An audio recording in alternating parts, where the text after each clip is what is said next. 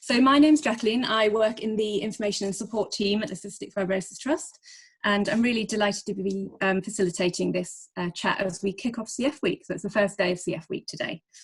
And I just wanted to give a bit of background to the event before we get started. So we wanted CF Week this year to be very much led by the community. And a few months back, when we started planning CF Week, and in a sort of pre-coronavirus world, we asked people what they wanted to see as the kind of key themes and what kind of things people wanted us to address during CF Week. And a very clear theme that came back to us was the theme of balance, and balancing the demands of CF and CF care and treatment with kind of everyday life. And obviously this was pre-coronavirus, and I think we're a few months further on now, and I think it's probably fair to say that coronavirus has put a whole new perspective on this, and it's become much more pertinent because there are so many new demands and new uncertainties that people are dealing with that are impacting on their ability to find balance in their lives now. So we felt this was a really great sort of timely opportunity to discuss this.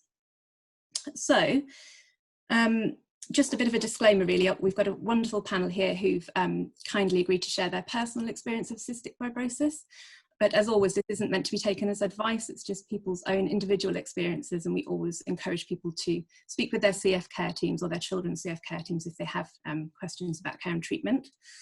So I'm going to hand over to the panel, and we have Derek, Roy, Lou and Helen. And if I could ask each of our panel to, welcome all of you, if I could ask each of the panel to introduce themselves briefly, and we'll start with our chat. So Derek, could we start with you? Hi, my name is Derek. I'm 55. I was diagnosed when I was 30 after 2 years of extensive investigations because nobody could really work out what was wrong. We carry CF in the family, so I knew all about it. Came as a bit of a shock, but I'm very lucky. It's a mild form, doesn't really stop me doing anything, hold down a full-time job. Pre-COVID, went to the gym, go running, that kind of thing. So that's a little bit about me. Thank you, Derek. And could we come on to Roy and Lou, please? Lucinda. Yeah. Hi, I'm Roy. I am father to Ruby Shepherd, who has CF. I head up an out-of-home division in a media agency in London, but I'm currently based down in Littlehampton at home, of course, working remotely. And I'm Lucinda, mummy to Ruby, who's coming up to 9. And we've also got Monty as well. Thank you both. And Helen? Hi, yeah, I'm Helen. I'm not here as a person with CF, or I don't have CF and I don't have a child with CF, but I'm here in my professional role as a clinical psychologist. I'm actually at the Manchester Adult Unit, which is a big unit for about 450 people with CF we have there. And I'm also kind of here partly on behalf of the psychosocial professionals in CF Group, which is the group of all the psychologists and social workers nationally who work in CF, and who kind of try and work together to try and make sure we're doing similar things and providing similar services nationally. Thank you, Helen. So thank you all very much for giving up your time today to come and talk to us. So I think the theme of balance is something that potentially means very different things to different people. So I wanted to kind of kick off the discussion with quite a broad question, and that is, what does balance mean to you? So that's open to anyone on the panel. I suppose balance is one of those things that kind of changes quite a lot depending what stage in the process you are. I think, you know, for Lou and I, balance is pretty topical from the start, but certainly in the early stages, it was very difficult to balance things, but over time, a lot better at being able to balance things through having more kind of clearly defined roles that you kind of fall into as time goes past. So, you know, between us, I say, we are well able to manage things from a balanced perspective by simply dividing it down the middle and just taking on different responsibilities. We find that's sort of really helped for us. Okay, thank you. And what about you, Derek? What does balance mean to you? I think for me, it was more about having a late diagnosis, which is quite scary when it comes through to you, thinking you're normal. Hate to use that phrase, but you're then realizing that the way you used to live your life, the way you're going to have to live your life, is not going to be quite the same. That being said, I don't actually let CF stop me doing anything. So I know there's certain things I have to do, and it's just in my nature that if I have physio and drugs and therapies that I have to do, I will do them. They will be done regularly, on time, and they'd be done properly because I have to, but I don't let that really impact too much how I live and what I do. So I accept that I have to do it, but it doesn't stop me doing anything. Okay. And Helen, from your perspective as a psychologist, is balance a theme that you see commonly within your patients? Yeah, definitely. Well before sort of COVID days, I think that a lot of the people I see who are asking for a bit of extra help in, managing aspects of CF or an emotional life, balance is a kind of really key feature. And when you sort of talked about the theme of balance, I was reminded that there was actually a workshop on parenting, positive parenting and resilience, it was called, wasn't it, at the CF Trust conference in, I don't know, November or something. And myself and one of my paediatric colleagues, Mandy, did a presentation on positive parenting for people with, parents with children with CF, and around resilience for adults with CF. And one of the themes on there was balance, the balance that parents are always trying to get, and the balance that adults with CF are always trying to get. And I mean, I was just looking at some of the ones we went through were, all the decisions you make about the balance as a parent between protectiveness versus sort of encouraging children to explore the world, through how much to disclose about CF to everybody versus to nobody, how much effort to put into treatment, for it to dominate completely versus very little effort. How much to sort of have set routines, to be, really rigid routines that you absolutely stick to, or to have sort of very little routine. All the time, I think, from the very time that people are diagnosed with CF, whether it's the parents or the adult with CF, having to make those sort of decisions somewhere along a line, aren't they? And I guess what psychologists are often helping people find the right place on that line. So yeah, balance comes up lots and lots in all my work with people. I only work with adults, but I think it comes up lots with parents as well, and it certainly comes up in my work with adults, trying to find the right balance. Do you put yourself first here or someone else first here? And then I think obviously COVID has just brought all that into sharp relief. Really, the decisions are harder, aren't they? There's more, as you say, people had found a status quo and it's messed that up, hasn't it? Decisions are harder. And as you say, then there's this whole new issue of emotional balance. And, I think people who were finding things a bit tough before this are naturally some of them are finding things a lot tougher. So I'm sort of seeing more of them virtually, obviously. And other people who have managed fine before, just finding that it's tipping them a little bit into struggling a bit more, keeping their emotional health on an even keel because of all the extra demands and the difficult decisions. So I think both, the balances that were already there, and then the new balance about coping with very new situation. Yeah. And you've mentioned a couple of kind of themes there around protection and decision making in general, and they're things that we hear a lot about when kind of evaluating risk around things like infections and all the different decisions we have to make. And I just wanted to ask the rest of our panel whether they're kind of key themes that resonate with you around balance, or whether there are other things that you find more challenging around finding balance. I think we've got a guiding principle that is, we use this phrase a lot, preserving normality. I mean, all trying to get as close to normal as possible. You're always striving to do that. And sometimes that isn't possible. But I have to say, like during this lockdown and having been in the house with them, it's easier to count the days we've been out of the house, actually. We've only been out of the house a few times, obviously, like most parents and families who are shielding someone or shielding themselves. I think, it's getting that balance right has been, for us actually, we have been away from the concerns that sometimes cause us anxiety. So, for example, with Ruby, she's not being exposed to anyone with coughs and colds. She's not being, we're generally not in a lot of the environments where we would generally be concerned. So I wouldn't say to call it a holiday from that is wrong, but it's in some ways, building has shielded us from lots of the everyday challenges that we've had. Much more around kind of managing the realities within the home than necessarily challenges of CF. Yeah. And I'm going to come on to that as well. Definitely, we're going to talk about coronavirus in a bit more detail. Derek, what about you? What do you see as the kind of key challenges for you around balance?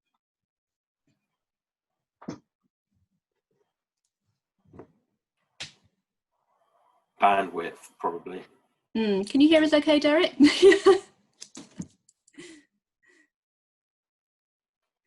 Derek might be having... Yeah, it's a bit of interference, I guess, somehow. Just trying to work what I can do about it. Oh, okay. Can you hear us now, okay? Or should we just come back to you? Okay, so we'll come back to Derek in a few minutes, hopefully. Sometimes if you log off and join again, it might help, but it may not. I'm not an expert, unfortunately.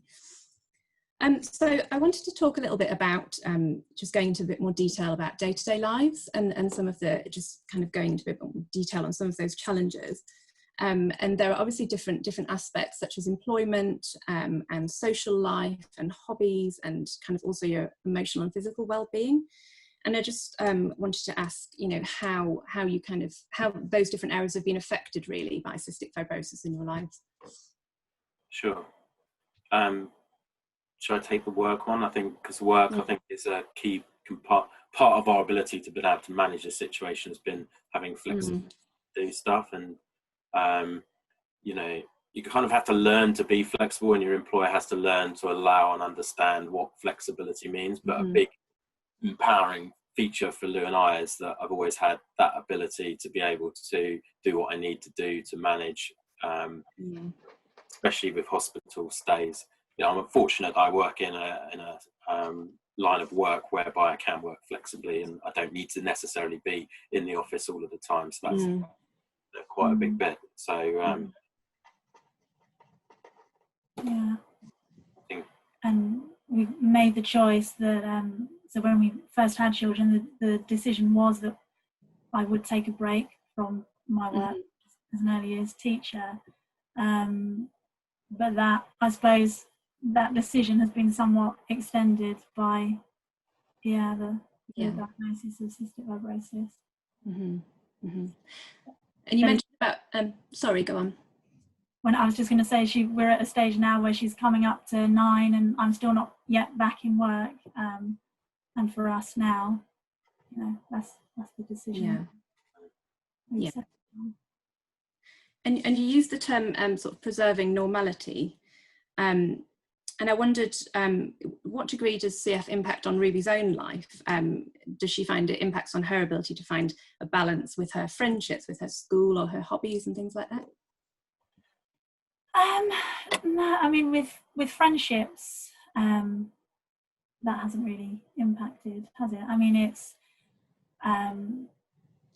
with the hobbies that she has, again, you know, she's with brownies and things like that, so there's decisions and choices that we're having to make all of the time in terms of what we are willing to let her do and what we're not, sort of thing. So I mean, that does impact the whole time.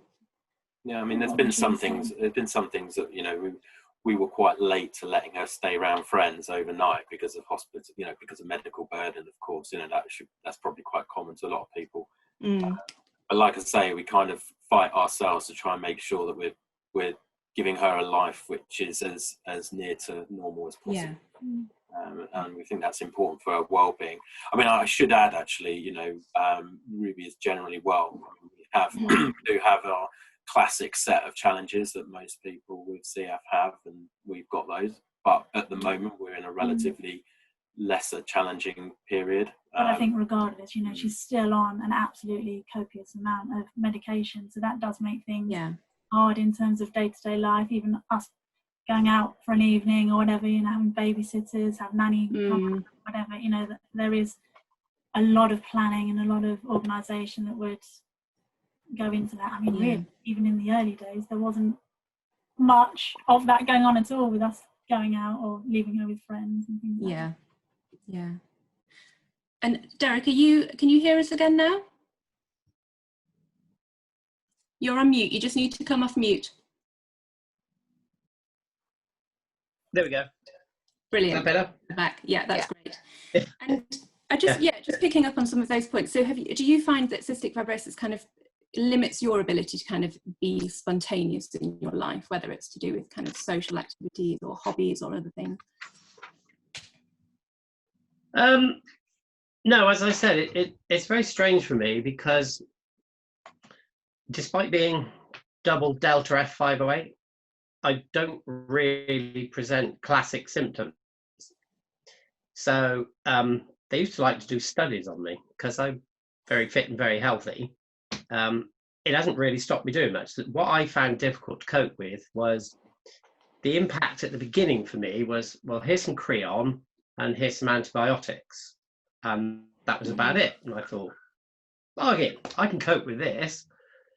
And then when they start saying, well, now you've got Pseudomonas, so we need to put you on this course of drugs for 3 months, and then you come off, and then you go back on, and now it's permanent. So you see that extra little bit of inconvenience coming in. But then you balance that with the improvement in technology. So when I first had Colamycin, I had a big nebulizer that sat on the table this big with a tube out the window, which is lovely in the middle of winter. And now I have the iNeb, which is as big as my phone, and it's over in a couple of minutes. So I went from 20 minutes of inconvenience to about 5. So for me, that was such a big improvement. I don't really care. It's great. And it fits into my morning routine. My whole morning is organized around that, and again in the evening. So it just becomes second nature to me. So in some ways, the advances in CF care and treatment have actually made it a bit easier to find a balance in your life as time has gone on, because the treatments are quicker and things like that. Is that? Yeah, I mean, certainly for us as well. I think we've found that the improvement in tech and also access it's become less intrusive. Yeah. Yeah. It's a set. For me, it's lucky.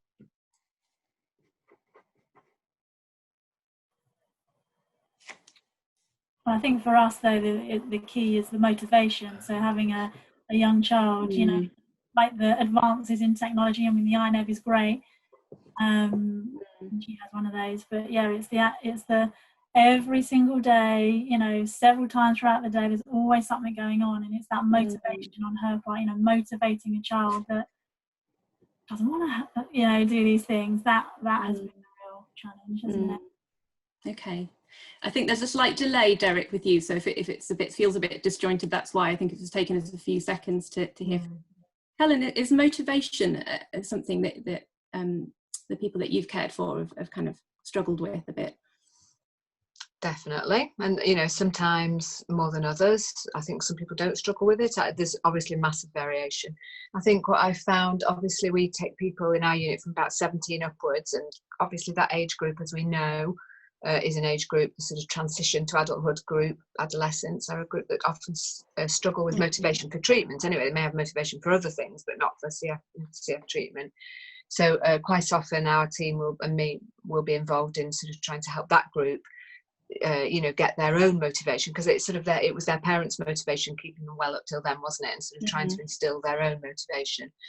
So that can definitely be a factor. Sometimes people's mood can impact on motivation, and that's why we have psychologists embedded within CF teams. The approach in UK CF services is to get in there very early. If people's mood or stress levels are getting in the way of motivation, which it can, then we would want to sort of try, as I say, get in there and intervene and prevent that becoming a problem. And sometimes it is just the genuine difficulty in juggling. It may not be a motivation problem. Sometimes it's a sort of just a genuine problem with time or splitting oneself amongst so many different things, really. But yeah, there's a lot of psychology in the motivation side and in the being able to stick to tasks you don't want to do. And it certainly comes up with me and my team and people that I work with quite often, definitely. And you've mentioned sort of the the impact of mood as well, which kind of leads us on to talking about emotional well-being a bit. So I wanted to ask our panel whether they find their emotional balance is impacted by cystic fibrosis, and how you look after your emotional well-being. That's a big one. Yeah. I'm probably, it's brutally honest that we don't look after our mental health. Mm-hmm. And you know, and it has taken some significant toll on us, probably to the same extent as the physicality of actually dealing with, you know, CF.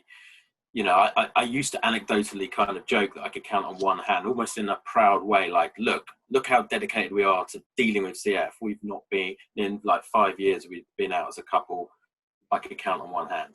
You know, we just did not go out. We just dealt with it every single day, fight. And, you know, probably... I think there are little things that we do in terms of the emotional, you know, things like different people deal with it in different ways. And I suppose our philosophy is that we in the early days, we didn't want to connect. We sort of cherry pick the information. We didn't join lots of support things, because we found that helped us emotionally. Yeah, that's true. We threw ourselves into the science, didn't we? And they kind of like... We did, yeah. And I suppose that in some way has been a way for us to deal with it, you know. Yeah. Very much, yeah, cherry pick what we sort of look at. Yeah. Not that we don't want to discuss things with other families, and we do know we've come across, you know, a couple through the years, haven't we? But that's definitely been a sort of... Yeah. In those early stages, you don't want to hear something bad. You know, you don't want to hear from another parent that might be in a worse place, you know. That was a big thing. Although we really immersed ourselves in the medical science and trying to find out, that brought us a lot of, well, I say a lot, it helped us balance our well-being at the time by finding what, like, hope in the future. And actually it's materializing now, you know. It's gradually progressing and it's getting closer and closer, and I think that's a big motivating factor. But as a couple, certainly, you know, we've experienced a tremendous amount of stress over the years, you know.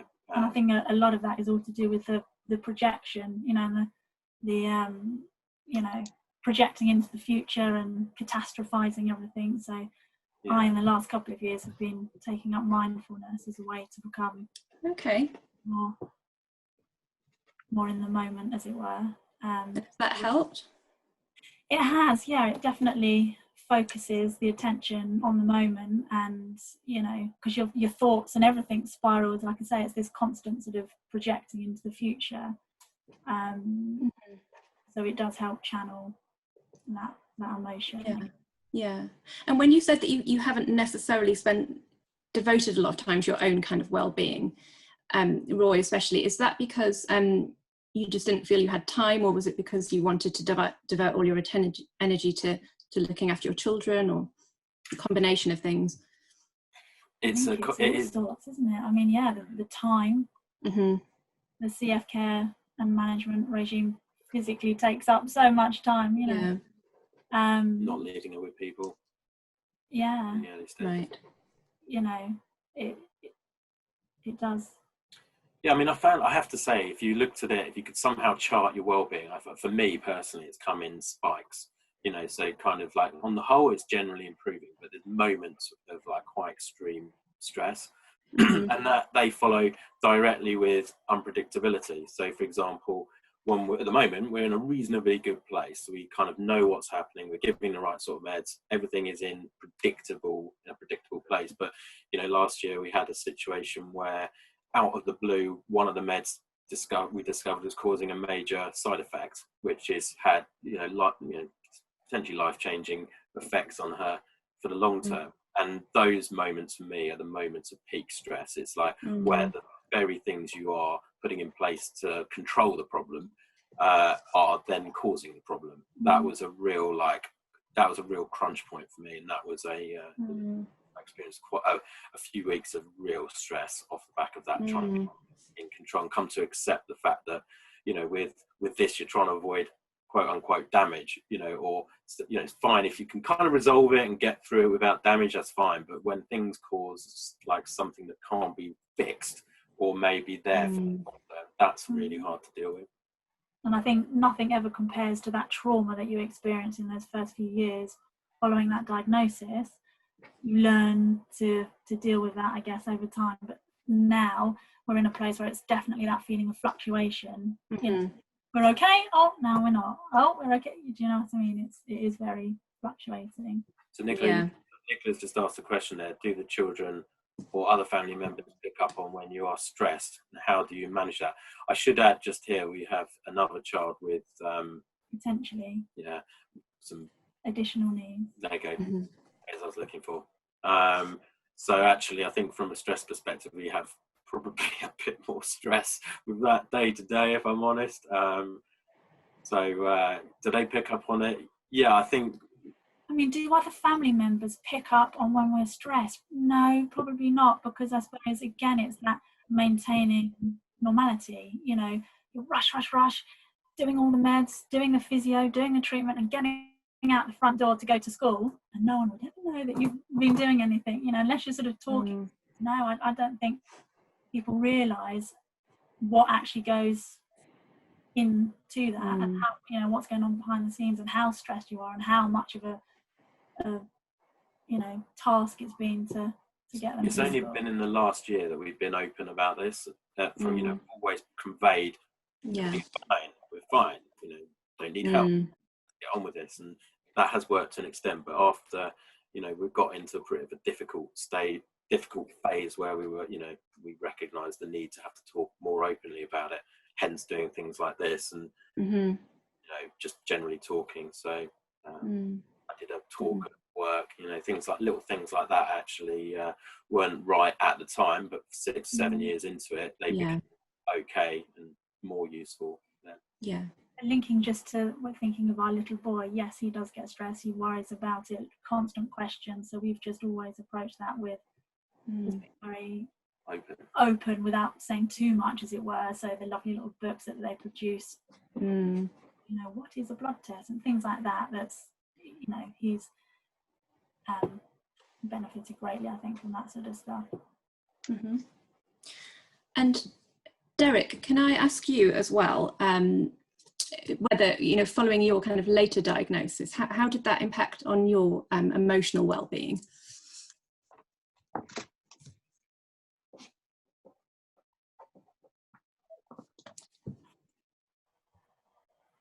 Sorry, can you hear me? Yes. Yeah.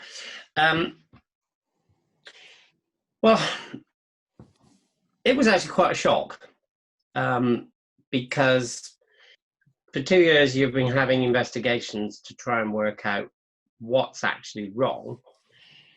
Having told them at the sort of very beginning that we carry CF in the family, but that you'd been tested as a baby and it was negative, so therefore you assume it's okay. To then undergo 2 years of investigations and then get told, oh, the sweat test you just had was abnormal, you've got CF. And then you know what that means because you lost a sibling who survived to 1959. I mean, he was 7 when he died in 1959. I never knew him, but I knew of him and I knew the whole story. You're suddenly thinking, oh, that's it, you know, game over for me. But it's in my nature that I quite quickly, after the tears and the kind of upset, whilst you're driving to work, you just think, no, I've come this far, you're not getting me that easily. And when I did that and accepted it, that, you know, well, I've got it, it's genetic, there's nothing I can do about it, but I'm not giving in. And from that moment on, I've always been, I have to do all the physio and the drugs. I've got to be careful. I can't do this and do that. There will be limitations, but it gave me a kind of strength to deal with it because I'm just not going to give in, full stop. And that's basically been what's guiding me ever since. Okay. And Helen, it would be really great to get your thoughts here because a lot of kind of really key things have been mentioned here. Sort of not having the time to look after your emotional well-being, having like periods, as Roy described, of peak stressors, and then fluctuating periods of kind of emotional well-being. Does that reflect your experiences as well? Yeah, definitely. I mean, I think hearing, both of those stories from both of you reinforces the idea that I have, and we talk about in our CF team all the time, that people with CF and parents of children with CF are generally so practiced and resilient at managing, have had more than the average practice at managing difficult decisions and difficult dilemmas and stress. So I think that in some ways, what I'm often finding now is that people with CF, even the ones I know who tend to be the people who are struggling a bit more, are kind of better prepared than you might think for an extra sort of crisis situation like this, because of all the amazing skills that they've developed in flexibility and problem solving, and that pig-headed sort of, that Derek described, that sort of pig-headed, I'm not going to let this overcome me, which we see a lot, which is a really nice feature of people with CF and their families. But so I think that there's a lot of sort of resilience there, and a lot of strengths, and a lot of stuff that you can draw on when each new challenge comes up, and this is another new challenge, isn't it?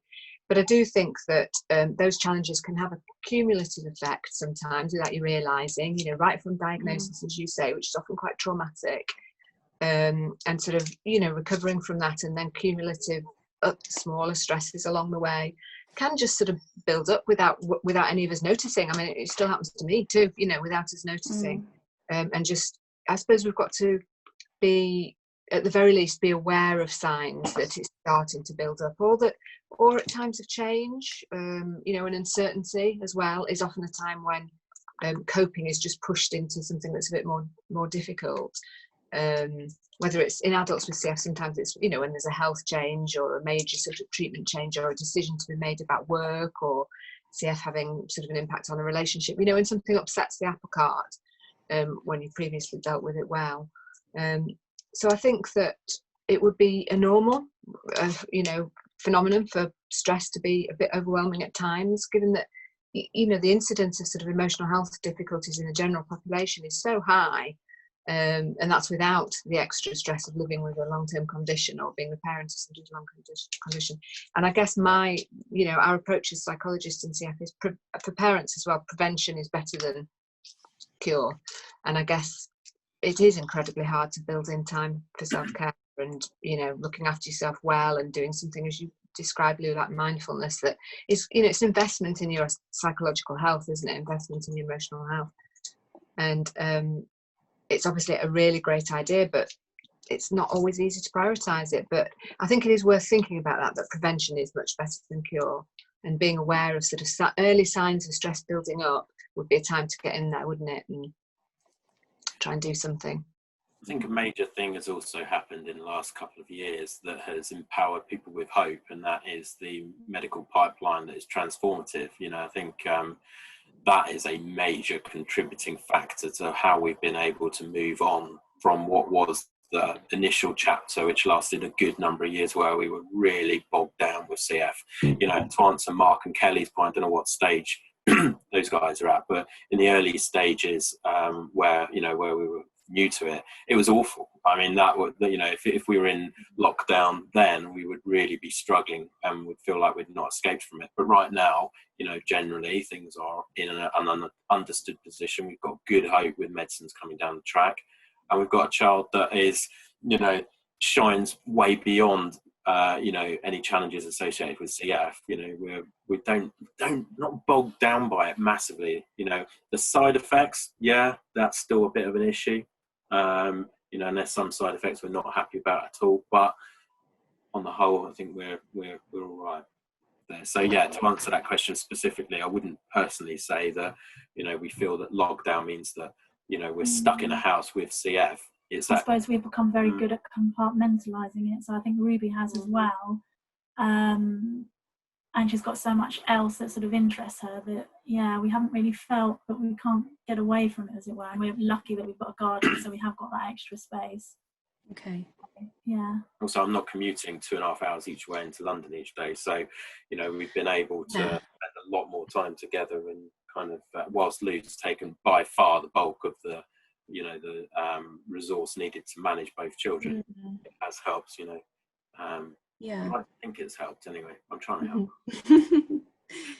It does sound nice not having to do that commute, definitely. Oh yeah, exactly. And Derek, how have you found, so moving on to coronavirus now, especially because I can see the questions in the chat, how has the pandemic situation impacted your life, Derek? Well, I've been working from home since 23rd of March. So I was provided with computer equipment, all that kind of stuff. The thing that got to me more than anything was my normal routine is get up and do my one set of drugs, go for a run with the dogs up the field, round the field and back again, get the fresh air, etc. And then after work, on my way home from work, I go to the gym 3 times a week, which I've been doing for, well, it would have been 30 years this month, but this COVID has put a stop to that. So that's suddenly a big impact. So my morning jog now, well, until they said we could actually go out, I run from the front door to the back door, out the back door, round to the side of the house and back again. But I have the headphones on and I'm trying to learn Spanish while I'm doing it. So that's become my new normal. We've allowed out now, so we did go for a big run yesterday, which I was really pleased with, because you would think running backwards and forwards, front door to back door, you weren't really staying very fit. But with a few stops, because we had the dogs with us, we did 4.5 miles yesterday, which was really, really good. And it was nice to be outside and you could actually see people, you know, social distancing, but say hello, etc. So I've missed the gym, but I haven't, because actually it's nice to not have to go at the end of the day when you're shattered. I mean, you know, if Roy's getting on a train and coming home for 2 hours, I'm going to the gym, sitting on a bike for 30 minutes, then doing weights. But all I want to do is go home and have something to eat. I always, however, feel 1,000 times better after I've been to the gym, even if I was absolutely shattered beforehand. It's enormously beneficial to just make you feel better. So I've managed to get hold of 2 little dumbbells. They're not very heavy, but I can do something rather than nothing. And I am at least allowed out now to do some running. So it hasn't been too bad. It could have been a lot worse, because if it was... Go on. I was going to say, I'm just glad this didn't happen in the middle of winter, because the last thing I'd want to do is go out running and weightlifting in the garden, you know. Yeah. And do you find having had those restrictions lifted slightly has sort of improved your, obviously you can get out and about physically again, has it improved your emotional well-being as well? Or? Yeah, I don't think you realise quite the impact things are having on you until you actually can go back out. And then you realise, actually, I wasn't feeling quite right. You don't sense the gradual kind of impact on you that's taking you down slightly. Then you suddenly go out and go for a run and it's great, you know, and then you come back and go, oh, yes, perhaps I wasn't as coping as well as I thought I was. But it's certainly made a big difference. And it was, as I said, it was just so good that actually I ran as far as I did. Thank you, Derek. And how's that experience been for you as well, Roy and Lou? The kind of shielding restrictions being lifted? And yeah, I mean, I think the biggest thing with the whole of the lockdown has been the physio. So, I mean, throughout the course of our journey, lockdown aside, physio has been the greatest thing that we've had to push for in terms of motivation with Ruby. I mean, she's very much into the reading, the writing, and she'll just want to be in her room focusing on that, won't she? So physio has always been something that's been difficult to get her to do. And then, of course, being in lockdown when all of those options are then taken away. So she was involved in a lot of after school clubs, the cross-country running, dancing, going to brownies and running around. Even just being at school for the day, you think, oh, well, okay, you know, she's been running around the playground or whatever. So I think the biggest impact lockdown has had on us is the physio side of things, and simply just being confined to your house and garden and having to get so creative in terms of, you know, we've got a trampoline out the back, but how many times can you keep sort of telling her to go on the trampoline, go on the trampoline? Yeah. How many times can you do Joe Wicks? You know, so that has been a big thing. So now that those restrictions have been lifted, I mean, that has been a big weight off our mind in terms of getting her out and about there and getting in exercise without even realising it. Massive anxiety, particularly, I think, for me. You manage with it better, you know, getting back out there and, you know, being very careful about where we choose. So we go to remote places, we go later on in the day, you know, so we're very careful about when and where we go. But yeah, that has been a massive pressure off of us, hasn't it? Both kids like fossil hunting, so we took them down to Beachy Head, which is quite a remote location. Spent the whole day away from anyone, you know, they're happy, did a bit of rock pooling. That was great. For us, doing the physio in that way is far better, like I say, where she's doing it without even realising it. So yeah, those initial weeks of lockdown were just an absolute nightmare. Lots of arguments. And homeschooling to contend with as well, presumably. Yeah, this is it. And although it's been easier in some ways, there's not the sort of mad rush to get out and go to school every morning. But yeah, things, you're having to do all of that, manage and juggle everything at home together. So yeah, finding that, well, going back to balance, difficult, doing all of it, homeschooling both children of different ages, getting in the meds, getting in the physio. And Helen, from your perspective as well, so the phrase "the new normal" was mentioned before, but also the kind of anxiety around the kind of changes and kind of going back outside and into society, and also the uncertainty that this kind of pandemic has brought as well, as something we've heard about a lot. And I just wondered if you had any thoughts around that and dealing with anxiety and uncertainty.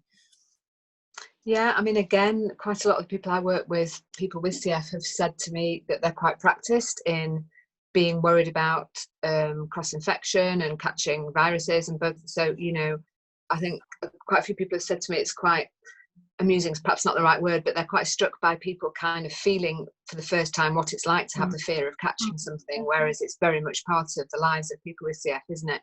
So again, I think people with CF are sort of prepared and already knew what it was like to have that feeling, so they're a step ahead, really.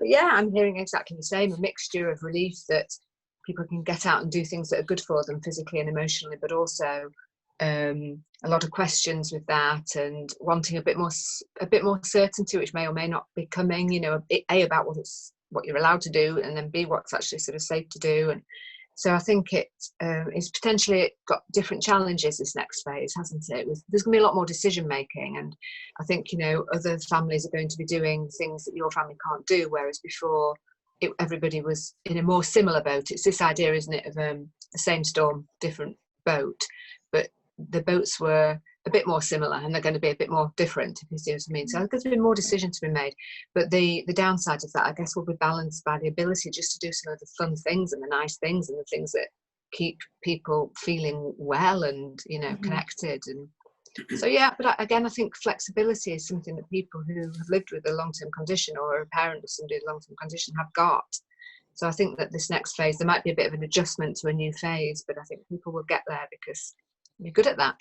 But and Helen, from your perspective as well, as from the CF Centre and the MDT, because obviously in a way centres have had to find a new balance as well, haven't they, in amongst all of this, with lots of competing demands and kind of new ways of delivering care to patients. I wonder if you could just tell us a little bit about what that's been like. Well, in Manchester, there's been a good side from it, definitely, and that it's catapulted us into the future in terms of virtual contact, virtual clinics, virtual therapy sessions for me, which I'm sure will continue. And, you know, obviously we won't move entirely to that, but I think for us, you know, sort of next year and beyond, there'll be a mixture of face-to-face clinic. We in Manchester didn't really have a virtual clinic set up going. I know some places do, but we haven't really gone for that. And I think that we're sort of seeing that works better than we thought it would in a lot of cases, and more home monitoring, etc., etc. So I guess, and it's helped us in the NHS. Often there can be it can be slow to get change made, but this has accelerated things, that we've been able to sort of leapfrog some of the barriers that there were in terms of technology and equipment and stuff. So that's a good that's come out of it. That I think we'll be able to be much more flexible about offering virtual contacts as a complement to face-to-face appointments as they're needed. So I guess there will be that.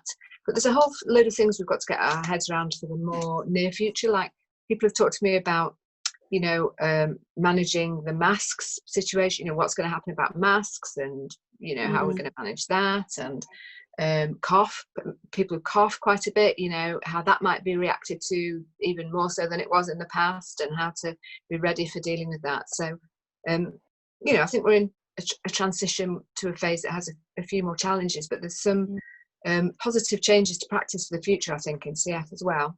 Yeah, that's great. Okay, we've actually run slightly over time, but I just wanted to ask if there's anything else that anyone wanted to share around the theme of balance or otherwise, or coronavirus. There's a couple of questions on the chat, which I think we might come to afterwards. We might be able to respond to those in the chat after this event. But was there anything else the panel or anyone wanted to share?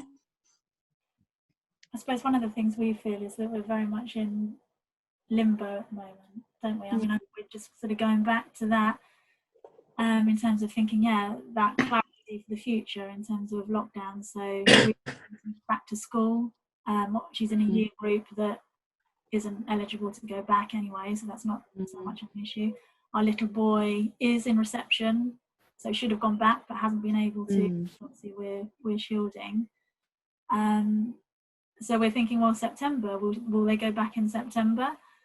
Will they, won't they? And I suppose for us, it's that the limbo of feeling, well, actually, is that clarity only really going to come when we have a vaccine? When will that be? That's been a big topic of... Yeah, that's exactly it. I think the reality is we have to make our own decisions. It always comes down to the parents, right? So you're surrounded by a medical team and experts and information, but ultimately, the buck stops with you as parents or as a patient with CF. You have to make the decisions, right? So we made the decision to bring our kids out of school before lockdown occurred because we could see the problem coming, right? Same as probably everyone on this call could. And the same as we can see a problem emerging now whereby there may not be the measures necessary to shield Ruby appropriately at the time we bring her back. And are we prepared to live with that risk? Do we homeschool her, forevermore? Because going back to what Helen was saying about coughing, it's not so much within the environment, CF people coughing and people having anxiety towards that, but from the other respect, us thinking about Ruby going into school, we all know what school classrooms are like through the winter seasons. Every other child is coughing, and now it's like, well, okay, how many of those are going to have corona? How do you manage that? Do you tell every child that's got a cough that they can't come into school? So it's so many questions that we've got about the future and a lot of anxieties. And that really reflects the kind of queries that we've been seeing coming through on the helpline as well, I think. So obviously people want answers and they want to kind of know what to do, but in fact, a lot of the guidance is guidance, and it's down to kind of individuals and their families to work out what's workable for them and what kind of level of risk that they feel comfortable with. And obviously with the support of CF team and experts to do that. But it is a huge challenge, I think, and I think that feeling of being in limbo is something that a lot of people would identify with right now, especially the situation kind of constantly evolving. Sorry, I think as parents, you have that ultimate responsibility, so that is really, really difficult, especially maybe saying, when am I going to go back? When can I see my friends? She's constantly pressing us and pushing us and wants to know when she can go back, and having that weight on your making a decision is hard. Yeah. Absolutely. Yeah, and I think in adults, some of the dilemmas people are having are obviously what to do about work, whether they should go back to their own jobs. Some people, should I now start seeing my partner? People who haven't seen their partner for however many weeks it is. And they're similar decisions, aren't they, that are this weighing up of sort of risk and benefits. And it's really, really tricky, isn't it? But yeah, definitely having a lot of questions about those kind of things. The subject just briefly on risk versus benefits. So I can see Emily asked a question earlier on at the time about side effects, and I feel guilty because it puts the fear of God in parents, doesn't it? Because you're doing your best, and then suddenly, boom, you've got a problem associated with the very thing you're trying to do. Just to explain briefly, as is often the case with, as we know, on CF, inflammation in the lungs are an issue, so we treat that with steroids, right? So we've been up and down on different levels of steroids, and it's the steroids which have caused us quite a lot of challenges. So we've, very high steroids for a long period of cause quite significant side effects. So, the big ones, the bit which made me crash and my well-being really suffered was when we discovered that she'd developed cataracts, which, isn't something that you can likely fix. And, you know, and there was some adrenal gland issues, and aside from all the kind of superficial stuff like hair on the face and weight gain and bone density issues and all of that, basically the list of side effects all of a sudden we were getting, and we felt like for a year we'd been giving this medicine, and that somehow we were responsible from, you know, because we make such a large contribution to the timings and what we do medically, suddenly we've got this thing, oh God, we've made a mistake, like we should have pushed harder to get off the steroids, we should have found, which we now have, you know, we've now gone on to Xolair, which is obviously a slightly different way of managing that. But as parents, you know, we felt like a big weight of guilt for not pushing hard enough soon enough to find an alternative. But on the whole, like I said, we've got used to that. The cataracts aren't developing any further, and we're now on alternative meds and a very low level of steroids. So, yeah, we found a new balance. But it never holds her back. She's an avid reader, and she's soon to become a 2 millionaire. Millionairess, would that be? She loves it. Loves reading. So at school they accelerated reading program, and she's read the most words in her class. So well done. Thrilled with that. I'm kind of disappointed they haven't gate crashed, but never mind. Maybe next time. We can get them up it. Derek, did you have any final thoughts around things like decision making or risk or anything else? Well, I mean, there's a strange situation where I've only been working at home because of this. It's something I thought perhaps, you know, I could do. Not 100% sure I like it, but that's mainly because I think connectivity into our IT is incredibly frustrating.